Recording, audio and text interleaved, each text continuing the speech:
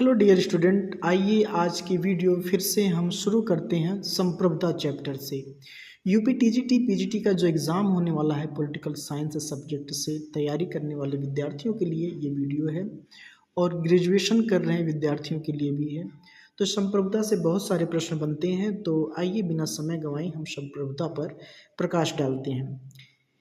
वैधानिक संप्रभुता के पीछे एक राजनीतिक संप्रभुता की खोज की कोशिश संप्रभुता की समुची धारणा को खत्म कर देती है और संप्रभुता को प्रभावों की सूची मात्र बना देती है।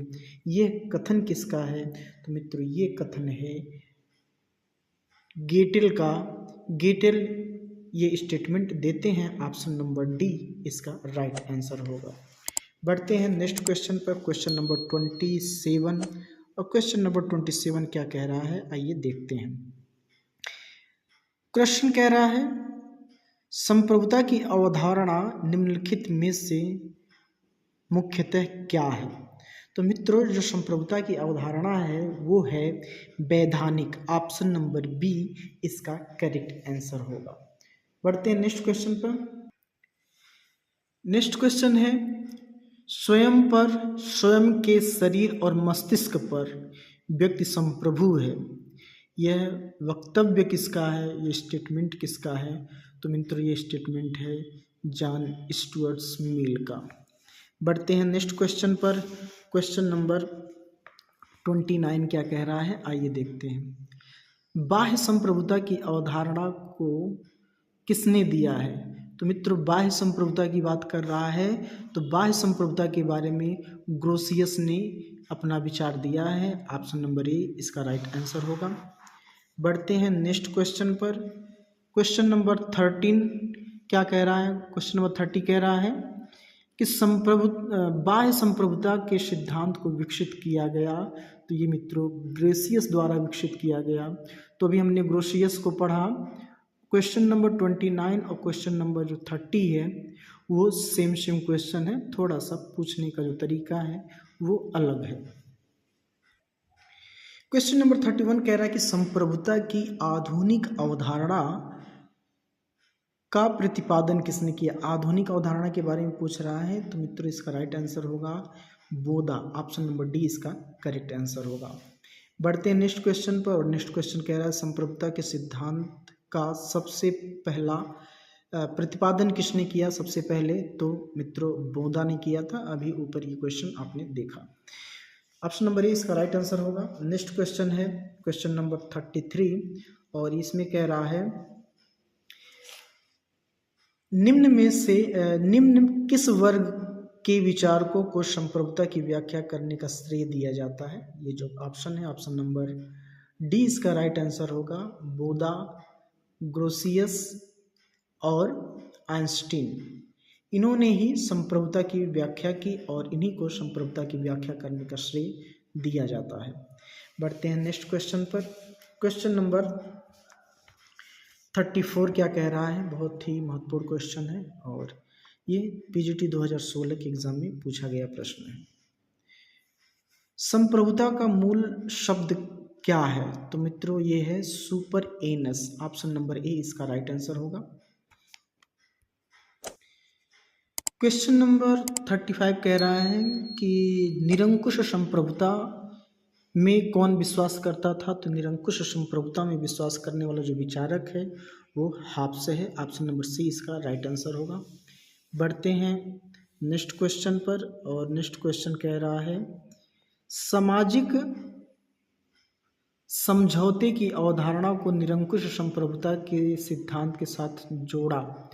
सामाजिक समझौता का सिद्धांत हम सभी लोग जानते हैं, हाब्स ने दिया था, रूसो ने दिया था और जॉन लॉक ने दिया था।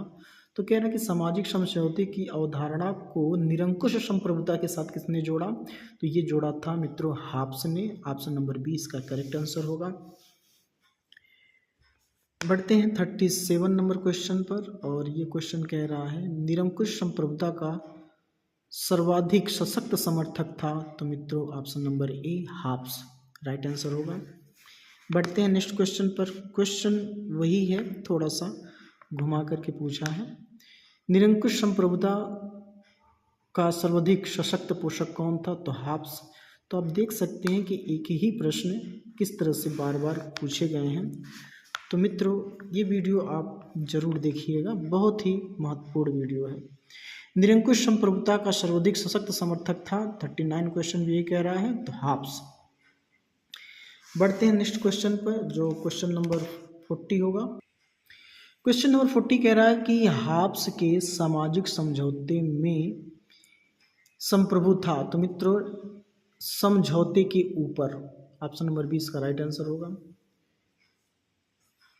हाब्स के सामाजिक समझौते में संप्रभुता समझौते से ऊपर था। हाब्स के अनुसार संप्रभुता सर्वोच्च और पूर्ण होती है। संप्रभुता को अपेक्षित अधिकार सदा के लिए सौंप दिए जाते हैं, जिसके पास नहीं मांगा जाता है, जिसे मांगा नहीं जा सकता। इन्हें वापस मांगने का अर्थ होगा सभ्य समाज को भंग करके प्राकृतिक दशा में लौट जाना, जहां शांति या सुरक्षा की कोई गुंजाइश नहीं है।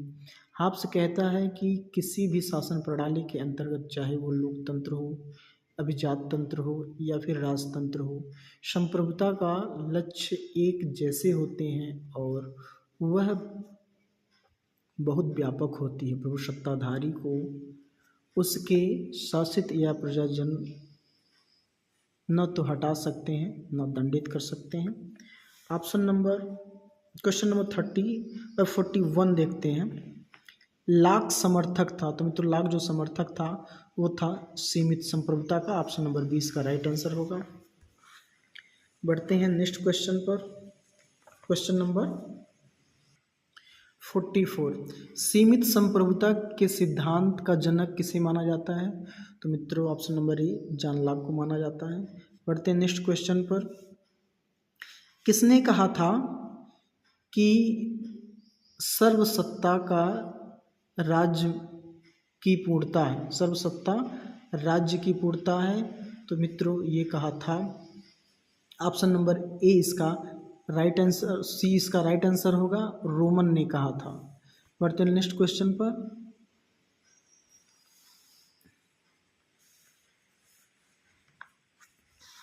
क्वेश्चन नंबर 44 क्या कह रहा है?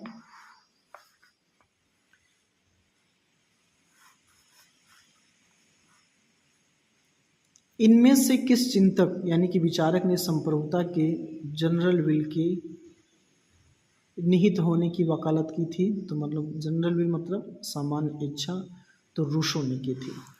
बढ़ते हैं नेक्स्ट क्वेश्चन पर।